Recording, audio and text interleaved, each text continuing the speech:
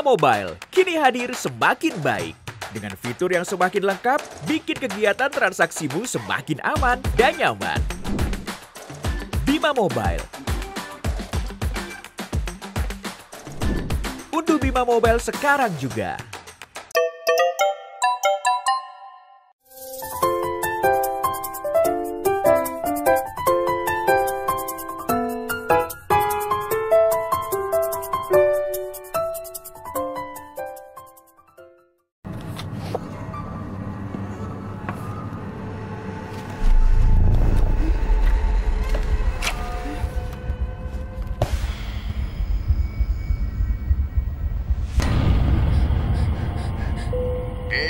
Jangan takut, itu karena Anda memenangkan undian tabungan Bima untuk kedua kalinya. Ayo menabung di tabungan Bima.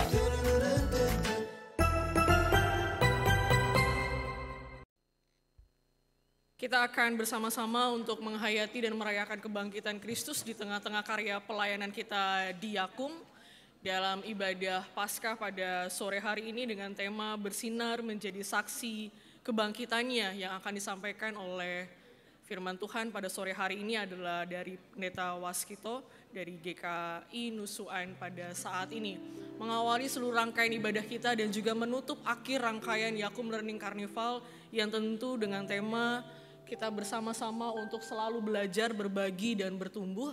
Maka penutupan ini adalah bagian kita merefleksikan untuk menghayati pertumbuhan iman dan juga pertumbuhan karya pelayanan kita di Yakum. Saya mengajak untuk setiap kita masuk dalam saat teduh sejenak.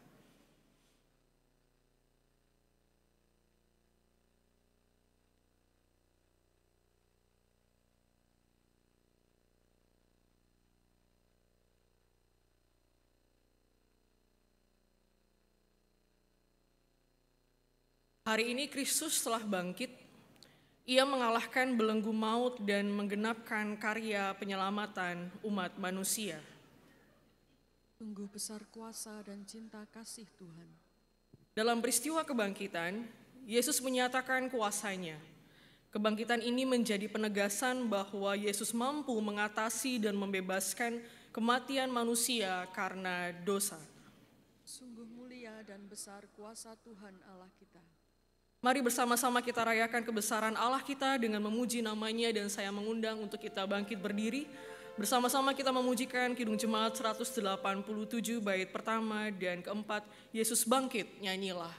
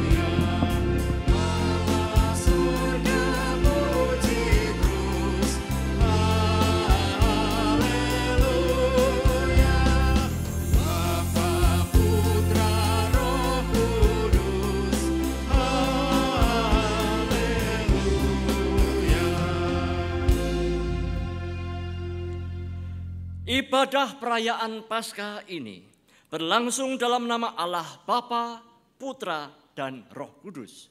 Amin.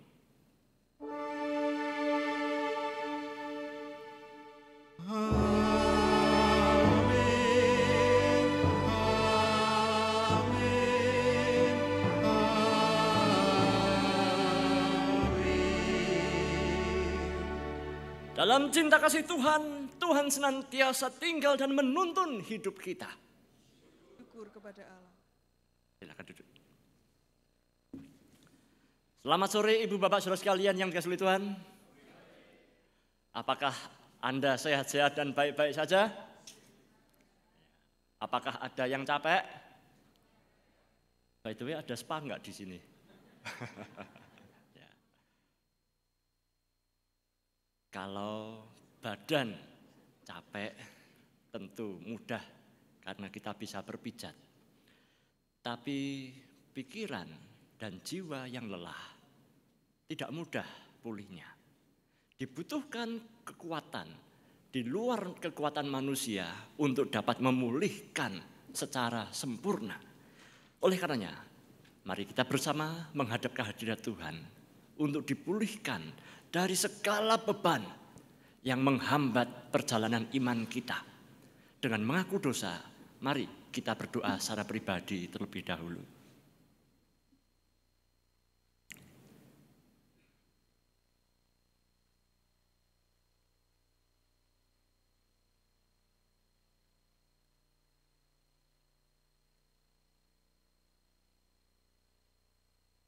Ya Bapa, sebagai pengikut-Mu, kami mengaku kami punya banyak acara. Sebagai pengikut-Mu, kami mengaku bahwa secara pribadi kami punya banyak agenda. Dan terus terang, agenda-agenda tersebut melelahkan jiwa, melelahkan raga.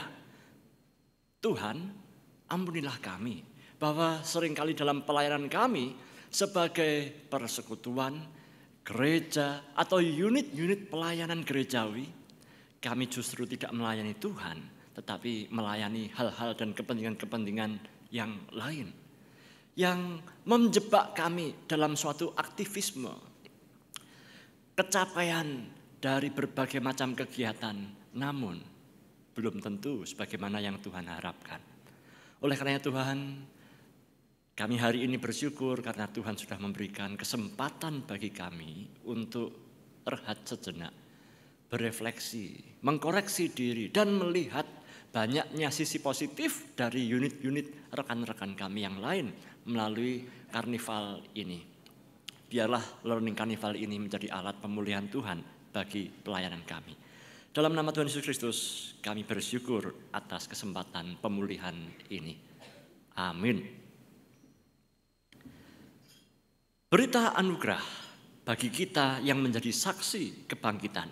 Marilah Ibu Bapak Saudara sekalian kita bersama-sama bangkit berdiri. Sebab peristiwa Paskah adalah momen bagi manusia untuk dibebaskan dan dipulihkan dari belenggu dosa.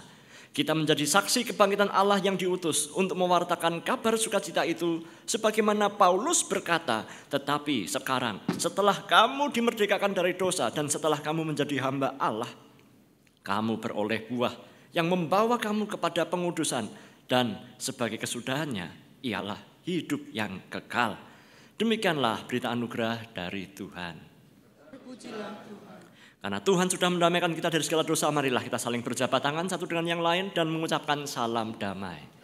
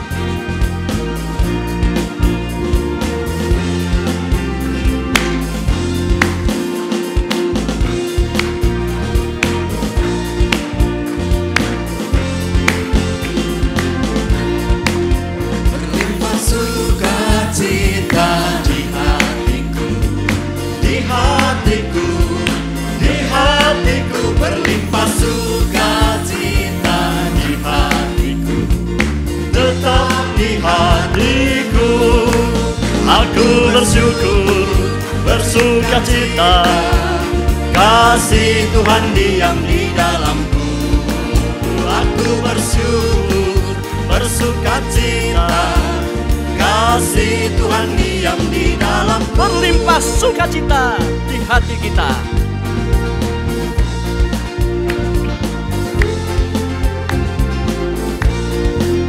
Damai sejahtera melampaui akal di hatiku, di hatiku, di hatiku. Damai sejahtera melampaui akal di hatiku, tetap di hatiku. Aku bersyukur, bersuka cita, kasih Tuhan diam di dalamku. Aku bersyukur, bersuka cita, kasih Tuhan diam di dalamku.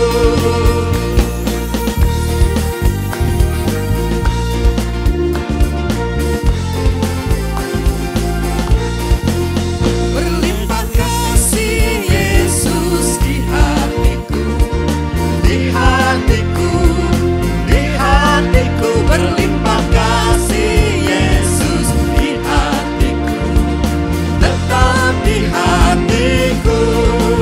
Aku bersyukur, bersuka cita, kasih Tuhan diam di dalamku. Aku bersyukur, bersuka cita, kasih Tuhan diam di dalamku.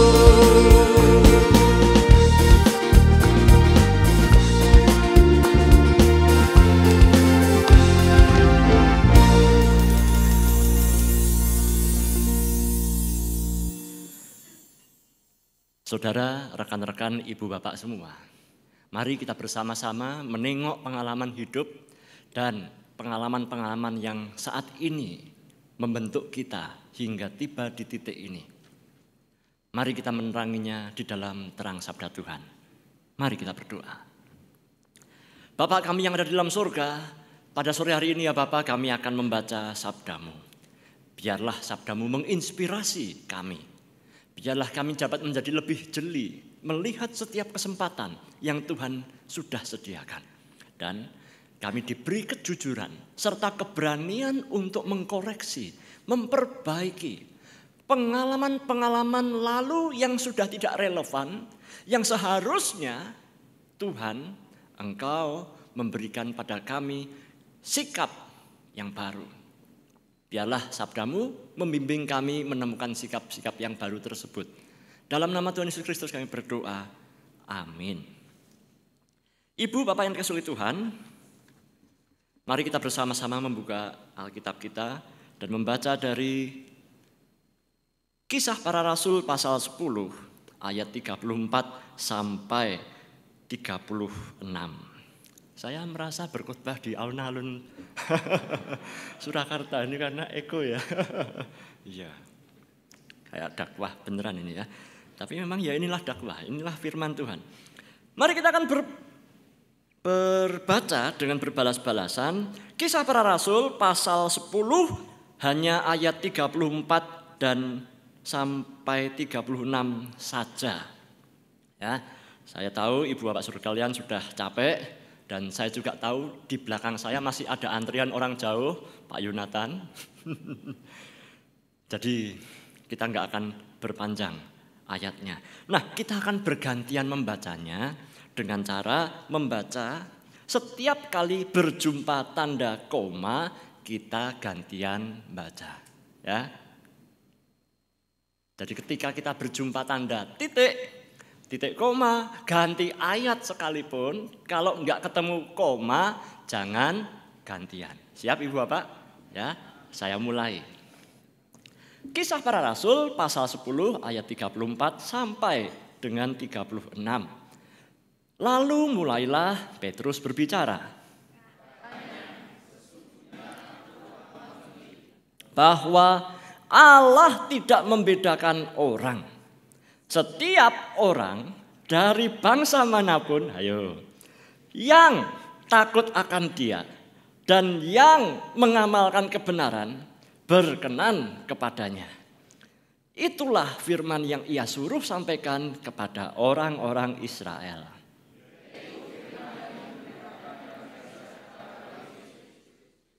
Yang adalah Tuhan dari semua orang. Yang berbahagia ialah kita sekalian yang bersama-sama hidup di dalam sabda Tuhan. Haleluya.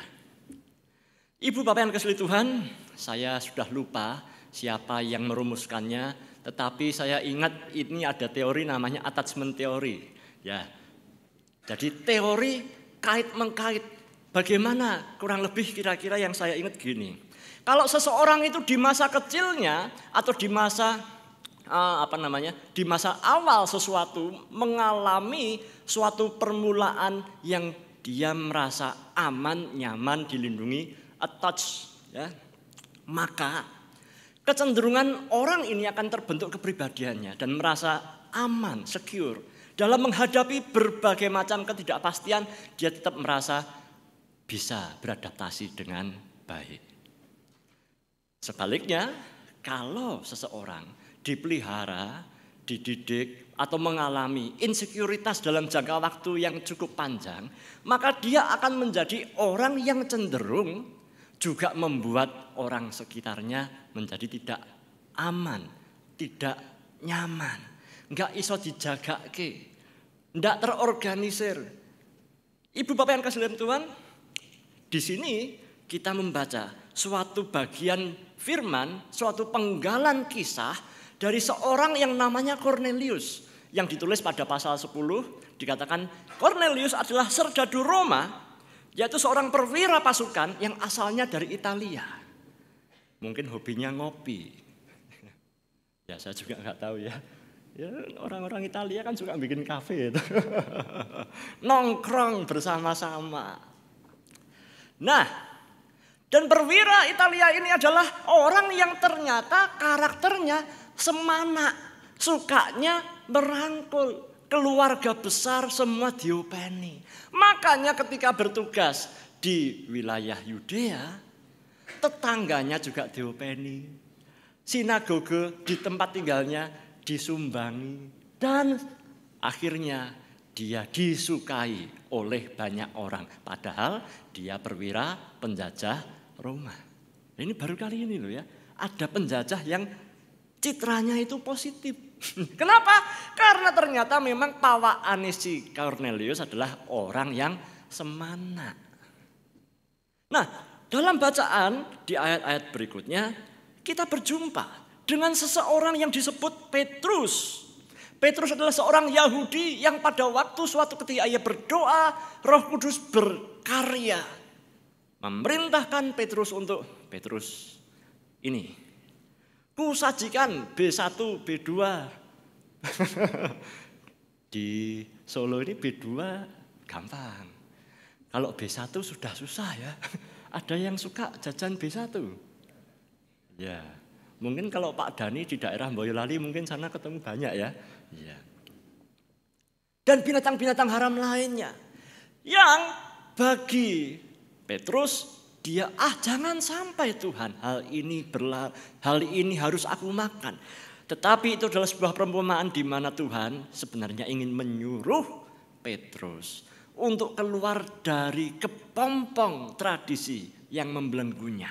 Sebab di hadapan Petrus Tuhan memberikan suatu proyek baru, yaitu mengabarkan Kristus yang bangkit bagi seluruh dunia, termasuk proyek pertamanya adalah menjumpai Cornelius. Ibu Bapak yang kasih Tuhan, jadi ada suatu hal yang tidak mudah bagi Petrus untuk membangun citra diri yang positif. Yang semula dari tradisi yang lama, dia mengurung diri, menolak siapa saja yang dianggap manusia adalah hanya kaum sebangsanya. Dan hari ini yang dinamakan manusia diperlebar definisinya. Ibu Bapak yang kasih Tuhan, maka enggak heran bagi orang yang modelnya mirip Petrus ini. Saya bisa menebak kalau kita baca dalam kisah-kisah Injil, Petrus itu lahirnya bekerja dari sebuah dengan sebuah keluarga nelayan. Dia bekerja dengan bapaknya Yakobus dan Yohanes. Menjadi nelayan buruh di sana. Ini mesti bapak mbok ya juga kurang lebih orang-orang di sekitar kampung itu. Kalau saya menebak, saya memperkirakan juga bisa saja salah ya.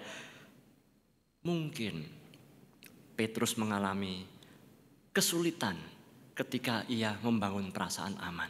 Di tengah-tengah kesulitan ekonomi, kemiskinan yang sangat ekstrim di kawasan Danau Galilea mungkin.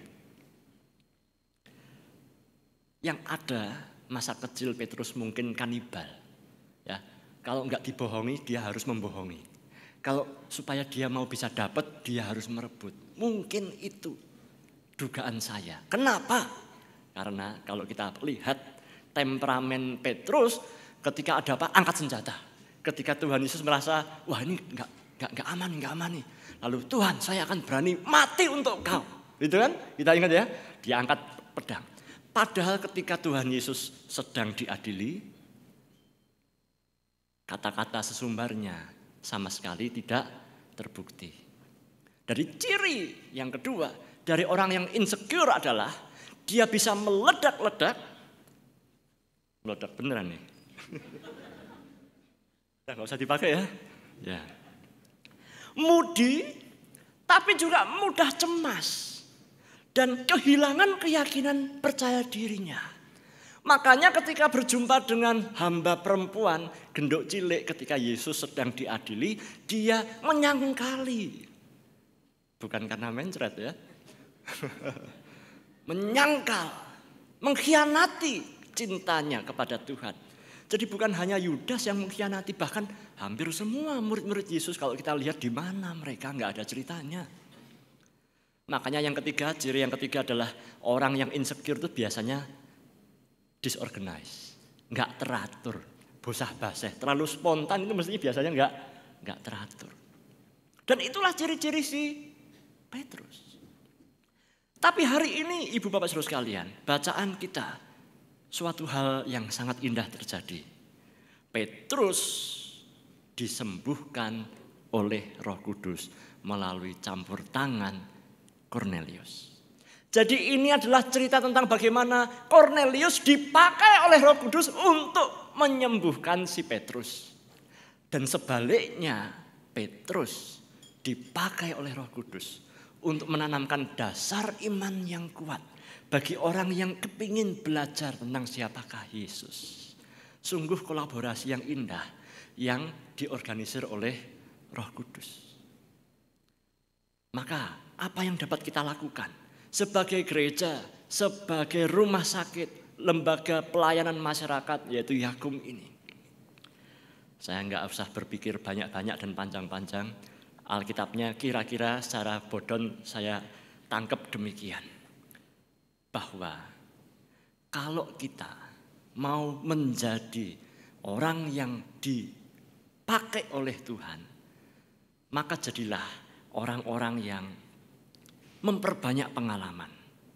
Memperbanyak pengalaman untuk bertutur kisah-kisah. Bagaimana Allah mengubah hidup kita. Ketika Petrus dijumpai oleh Kornelius. Kornelius mengetok pintu dan bertanya, apa ini betul rumahnya Pak Petrus? Oh betul, begini Pak Petrus. Pak Petrus sudah dijemput, Pak Petrus sudah kami siapkan untuk tinggal naik ke tempat rumah Pak Kornelius. Di sana sudah ditunggu sanak saudara dan teman-teman. Dan akhirnya ketika sampai di rumah Kornelius, maka Kornelius bercerita, ini loh Petrus, dulu saya waktu berdoa mendapatkan penglihatan ini dan itu. Dan puji Tuhan hari ini aku ketemu dengan engkau. Nah di jamuan malam itu Petrus juga menceritakan pengalamannya. Oh Pak Kornelius, terima kasih jamuan makan malam ini. Kemarin ketika dalam doa kurang lebih pukul 3 Tuhan bersabda gini dan gitu, gini dan gitu. Ada testimoni dua belah pihak. Jadi bagaimana Tuhan bekerja untuk Yakum dan gereja? Yaitu dengan cara perbanyaklah testimoni, perbanyaklah cerita. Kalau kita lihat website kita, websitenya gereja, websitenya rumah sakit, tidak banyak cerita loh tentang bagaimana orang yang sakit jadi sembuh. Tidak ada cerita tentang bagaimana YEU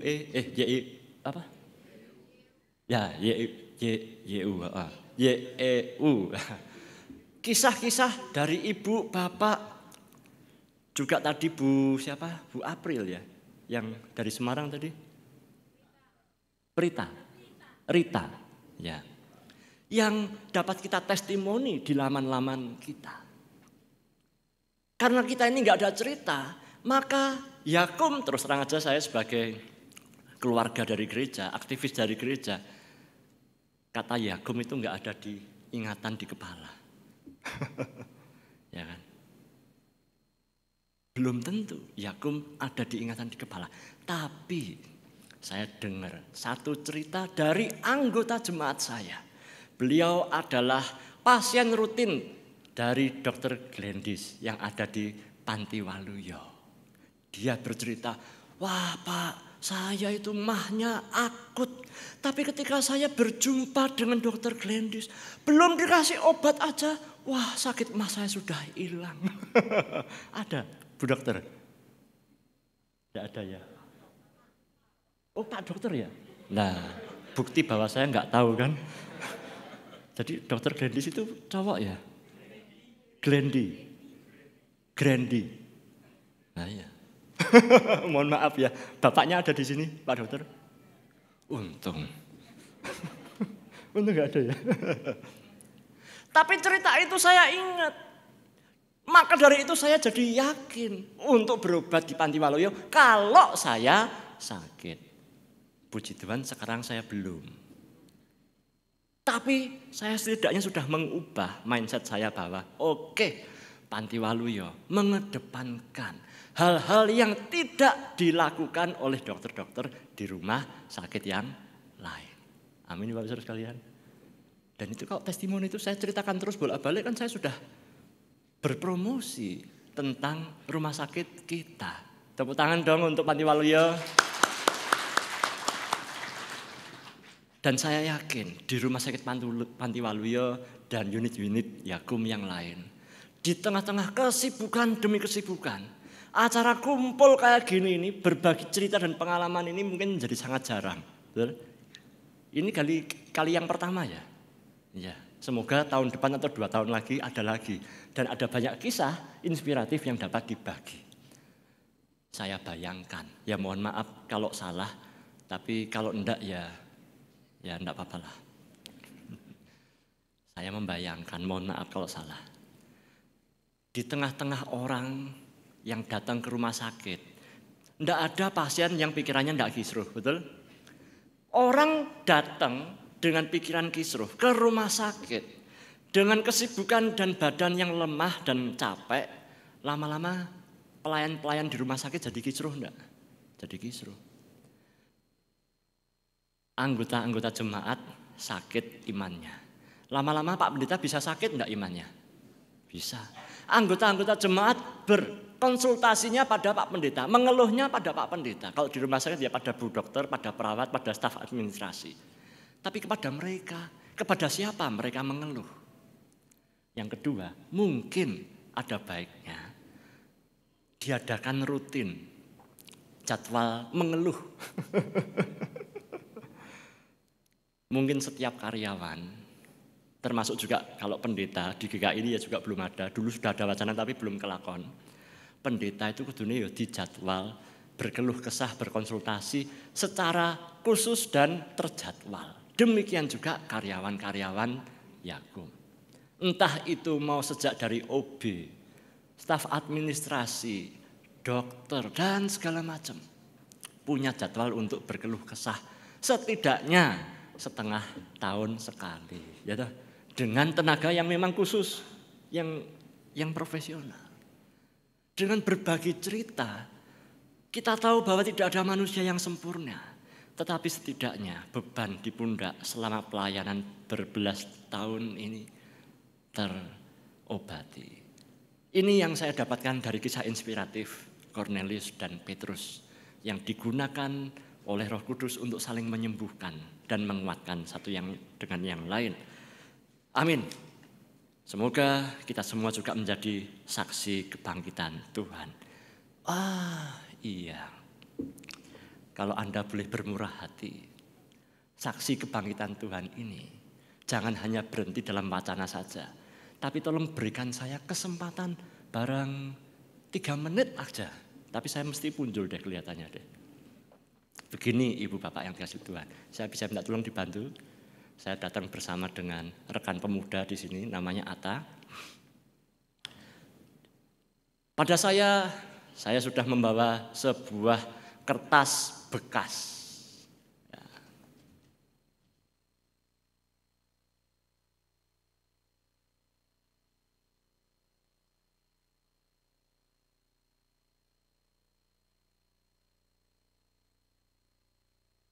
Ibu Bapak yang dikasihi Tuhan, di tengah-tengah capeknya kegiatan kita, seolah-olah stamina kita itu sudah enggak utuh lagi.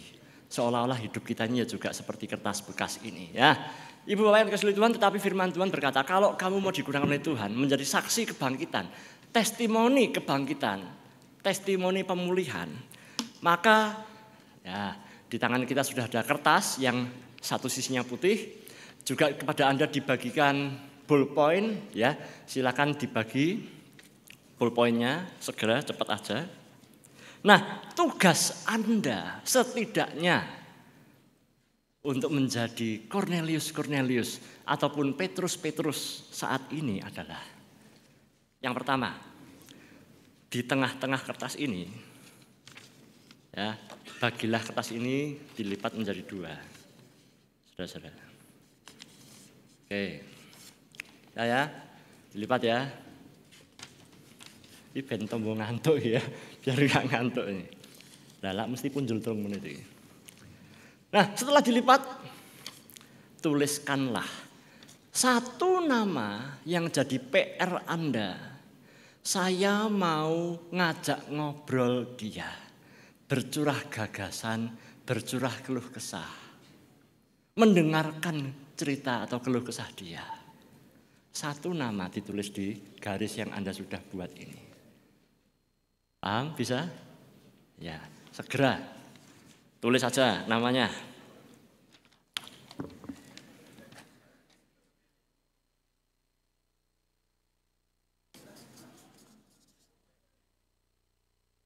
Ya. Nah, gini. Oke, segera tulis saja. Nah, bolpennya PN, wes. Ya kalau mau berbalik lagi ya dikembalikan ya tidak apa-apa. Nah, sudah? Ya. Ingatlah itu adalah nama di mana Tuhan sedang memberi Anda inspirasi. Aku mau mengabarkan cerita, aku mau berbagi cerita tentang bagaimana Tuhan yang menyentuh hidup saya dalam kebaktian hari ini. Lalu Anda lipat lagi kertas tadi, ya. Lalu kemudian ikuti saya, sudah ya. Anda bagi 3 ini kertas, ya, dilipat lagi. Lalu kemudian dilipat seperti ini. Ya, sudah? Ya. Ya, bagi yang belum, ini bukan sulap, bukan sihir. Ayo silahkan ikuti aja. Ya, jadi dilipat gini, dilipat gini, ya. Sudah? Sudah ya? Ya. Jadi ini lipatan yang bagian atas ini di sini. Lalu lipatlah secara diagonal. Ya, ini yang lipatannya di sini nih. Dilipatlah diagonal. Kelihatan ya? Nah. Ya. Bingung? Ya, saya ulangi ya, lipatannya seperti ini. Ini saya tulis Yonatan, ini berarti nanti malam kita harus ngobrol. Saya lipat, gini ya, dibagi jadi 3, gini ya. Oke, lalu dilipat diagonal. Sudah? Oke, sudah, terima kasih. Kalau sudah, lalu sobeklah. Sobeknya di sini. Ya, pakai tangan aja. Sobeklah. Ya, ini yang besar disimpan aja, dibuang di kantong. Udah ya. Ini mandat dari Tuhan untuk Anda. Sudah, susah apa enggak? Susah ya. Ya memang sih. Enggak semua proyek itu gampang. Yang namanya proyek itu pasti ada kesendalannya, ada kesusahannya. Sudah? disobek jadi kecil seperti ini.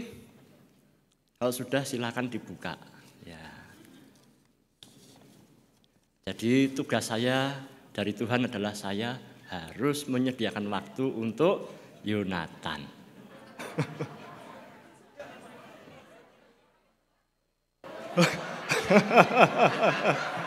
Jadi bolong. Iki mesti ngejak ngobrolnya kleru iki. Ya tapi enggak apa-apa. Namanya juga belajar, ya toh. Kadang-kadang kita mendekati dengan cara yang salah. Berarti tadi instruksinya tidak diikuti dengan benar. Ya tapi enggak apa-apa. Tuhan tetap masih beri kita kesempatan. Setidaknya kita ketawa. Nanti kita perbaiki di rumah dan kiranya firman Tuhan menginspirasi kita. Amin. Mari kita berdoa.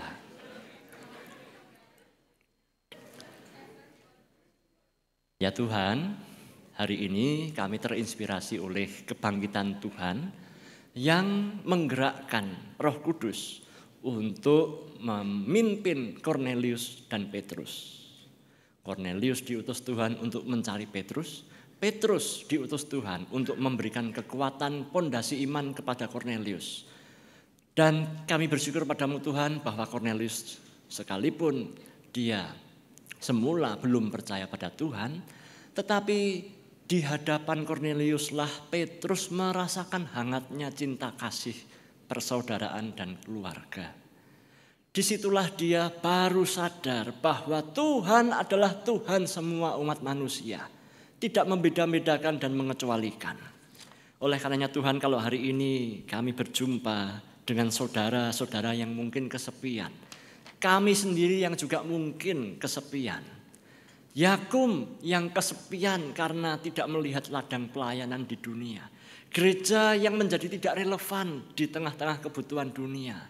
Tuhan, hari ini kami semua diingatkan bahwa dunia membutuhkan Tuhan. Maka biarlah kami sisihkan agenda kami perhatikan setidaknya satu orang. Satu orang yang tadi namanya sudah kami tulis di kertas. Tuhan, dalam doa pribadi kami doakan nama tadi.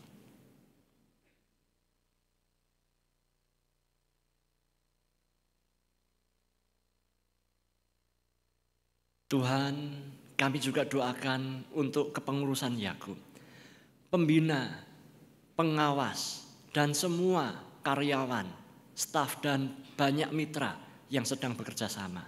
Kiranya Tuhan berkati pelayanan kami agar menyenangkan hati Tuhan. Dalam nama Tuhan Yesus Kristus kami berdoa. Amin. Persembahan. Salib adalah simbol pengorbanan sekaligus membuktikan berkat keselamatan Allah atas manusia. Dalam kelimpahan berkat, kiranya hati kita juga dipenuhi dengan rasa syukur dan sukacita. Oleh karenanya, ayo kita bersukacita bersama-sama menyatakan rasa syukur melalui persembahan dengan pujian Kidung Jemaat 302. Kuberi persembahan pada Tuhanku.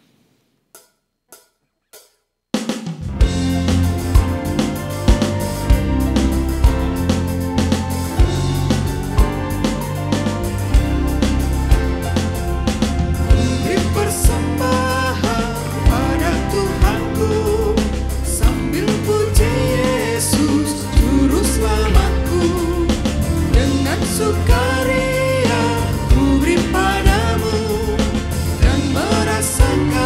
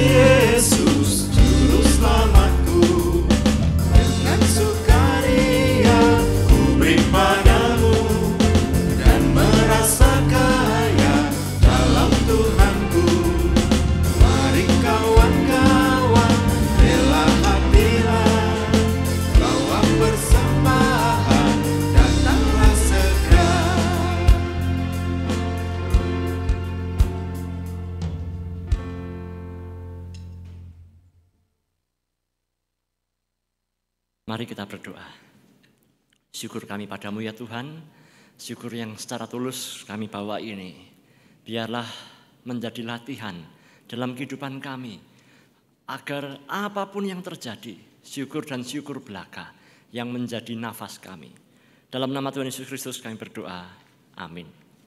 Mari Ibu Bapak Saudara sekalian, kita bersama-sama undur dari tempat ini. Marilah kita bersama kembali berkarya dengan pengutusan dan kekuatan yang dari Tuhan. Sebab Tuhan telah mati, lalu bangkit kembali. Tuhan memulihkan manusia dari dosa dan mengutus kita untuk menjadi saksi kebangkitan Allah dalam setiap kehidupan kita. Terpujilah Dia yang telah memanggil dan memakai kita dalam pekerjaannya. Kini, terimalah berkat dari Tuhan. Sambutlah kebangkitannya dan hadirkanlah selalu cinta kasih dalam pekerjaan kita. Tuhan memberkati engkau dan melindungi engkau. Tuhan menyinari engkau dengan wajahnya dan memberi engkau kasih karunia. Tuhan menghadapkan wajahnya kepadamu dan memberi engkau damai sejahtera. Amin.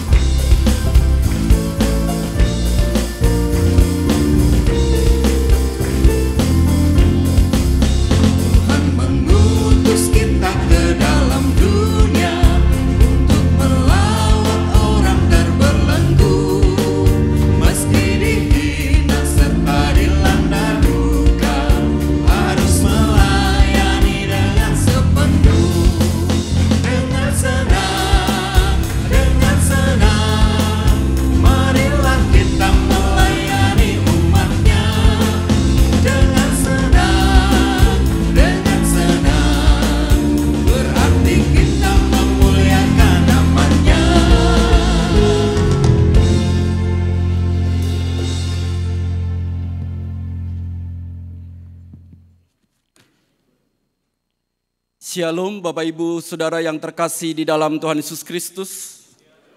Salam sejahtera bagi kita sekalian dan sungguh boleh bersyukur kalau pada sore hari ini dalam penutupan rangkaian acara kita yang dari kemarin sudah berlangsung, kami pembina diberi kesempatan untuk menyampaikan secara langsung pesan penggembalaan pembina berkait dengan perayaan Paskah kita tahun ini. Bapak Ibu yang terkasih di dalam Tuhan Yesus Kristus, sebagaimana kita tahu bersama bahwa Paskah adalah peristiwa yang mengingatkan kita tentang karya kasih Allah dalam kehidupan. Allah yang berkenan untuk mengintervensi dunia yang sudah rusak oleh karena dosa, supaya dunia yang rusak ini dipulihkan. Dan dengan kebangkitannya, kemenangan terjadi. Kita yang berdosa sekarang boleh mendapatkan pengharapan yang baru di dalam Tuhan. Oleh karena itu, seiring dengan rasa syukur kita atas karya kasih Allah itu, kami pembina mengajak untuk kita tetap bersama-sama melanjutkan karya pelayanan kita, memberitakan dan mewartakan kebangkitan Kristus melalui pelayanan kita bersama. Dengan cara apa? Tentu dengan cara bersinar, yaitu menerapkan nilai yang selama ini kita hidupi bersama sebagai Civitas Yakub. Bersinar berarti bersyukur, mengasihi atau kasih, dan benar. Kami berharap kita semua bisa melakukan itu dalam kehidupan kita, dalam kisah-kisah yang kita ceritakan. Dan bersyukurnya pagi ini Bapak Ibu yang terkasih, ada pengalaman real yang saya alami dengan seorang tenaga kontrak Yakum. Bapak Ibu mungkin yang kantor Yakum kenal, atau mungkin Bapak Ibu yang lain juga kenal, namanya Pak Min. Tadi pagi dia ditugaskan untuk menjemput saya di Solo Balapan. Dalam perjalanan ke sini dia bercerita tentang kehidupan keluarganya. Ini adalah kali pertama saya ketemu dengan Pak Min. Tapi ada satu kalimat yang sangat luar biasa, lalu itu tersimpan dalam pikiran saya. Dia berkata begini, saya bersyukur bisa tetap kerja di Yakum. Saya sudah 67 tahun, Pak. Memang penghasilan di Yakum tidak besar, tapi memberkati. Dan itu langsung nyantol di kepala saya. Sebuah rasa syukur yang betul-betul tulus dalam kesederhanaannya. Lalu dia menceritakan bagaimana kemudian dia mengelola berkat itu sehingga dia punya rumah, dia bisa menyekolahkan anak sekalipun tidak tinggi-tinggi amat. Tapi dia menghayati itu sebagai sebuah berkat yang Tuhan berikan di tengah kehidupannya. Seberapa banyak dari kita yang masih memiliki pemahaman yang demikian? Yakum adalah jalan di dalam Tuhan memberkati kita. Sehingga berapapun yang Tuhan percayakan untuk kita kelola, kita mensyukurinya. Tidak banyak mungkin, tapi kita memahami itu sebagai yang memberkati hidup kita. Dan itu diungkapkan oleh seorang, Pak Min itu apa di Yakum? Penjaga malam. Yang Bapak Ibu tentu tahu mungkin penghasilannya tidak sebesar Bapak Ibu yang seorang perawat yang dokter. Tapi dia menceritakan itu. Dan itu menjadi sebuah cerita yang pagi ini saya syukuri karena saya jumpa dengan beliau. Semoga banyak sivitas Yakum yang juga memiliki kisah-kisah yang diceritakan, yang mencerminkan rasa syukur, cinta kasih dan kebenaran. Sehingga pewartaan akan karya Kristus dalam hidupnya didengar orang. Dan sebagai lembaga kita juga tetap diminta untuk terus melakukan karya pelayanan kita. Paskah 2023 adalah Paskah yang kita rayakan di tahun ketiga perwujudan dari visi misi dan rencana strategis kita. Yang kita beri tajuk Preparation for Aggressive Growth. Kita berharap bahwa dengan persiapan yang matang, maka setelah 5 tahun ini kita akan memasuki masa di mana kita mengalami pertumbuhan yang agresif. Tapi saya mengingatkan bahwa ini sudah tahun ketiga. Tinggal 2,5 tahun lagi mungkin. Kita harus mempersiapkan diri. Sebab itu kalau masih ada yang belum beres, pondasi-pondasi yang belum diletakkan, saya mengingatkan mewakili pembina kepada pengurus untuk melakukan percepatan atas itu. Sebab kalau itu mundur, maka bisa jadi rencana untuk pertumbuhan yang agresif juga akan mengalami kemunduran. Dan semakin mundur, semakin kita akan menghadapi tantangan yang jauh lebih besar. Kita tahu bahwa di sekitar kita bertumbuh begitu banyak layanan kesehatan yang lain. Dan mereka begitu agresif. Kalau kita hanya mempersiapkan diri terus dan ini tidak kita lakukan dengan cepat, takutnya kita ketinggalan. Sehingga kita menjadi tidak lagi bisa bersinar di tengah kehidupan ini karena redup. Oleh karena itu biarlah semangat kebangkitan Kristus juga menyemangati kita di dalam melakukan percepatan, menerapkan dan meletakkan pondasi-pondasi yang kuat. Sudah ada 2 hal yang dikerjakan dan mungkin masih banyak yang akan dikerjakan sesuai dengan renstra itu. Bukan waktunya untuk kita berhenti pada 1 poin, tetapi mari kita melangkah juga pada poin-poin yang lain yang harus kita kerjakan. Jadi tolong Bapak Ibu pengurus agak sedikit dipercepat ya. Jangan terlalu lambat karena waktu bergulir begitu cepat.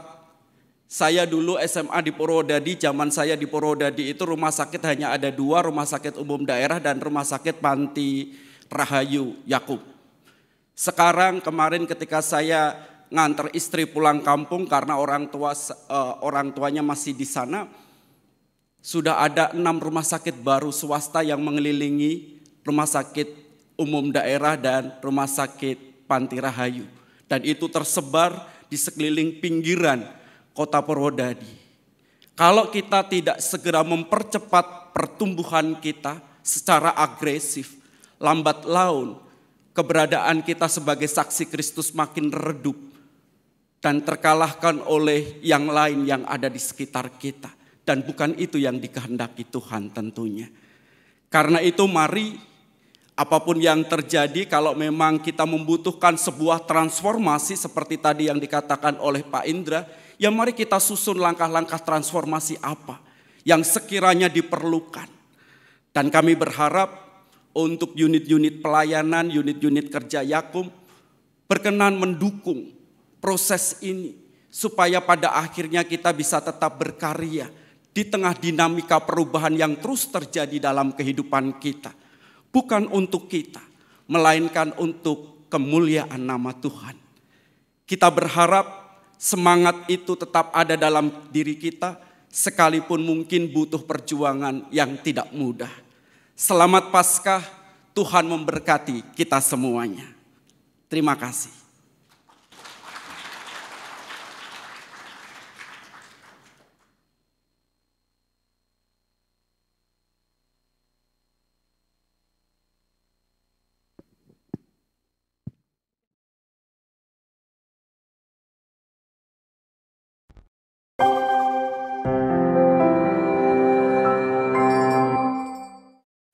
Bima Mobile kini hadir semakin baik. Dengan fitur yang semakin lengkap, bikin kegiatan transaksimu semakin aman dan nyaman. Bima Mobile. Unduh Bima Mobile sekarang juga.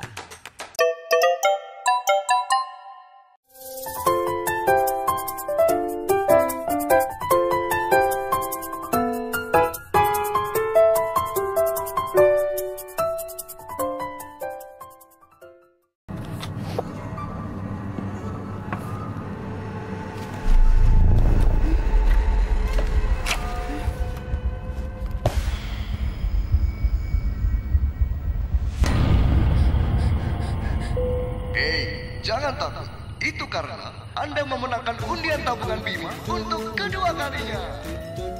Ayo menabung di tabungan Bima.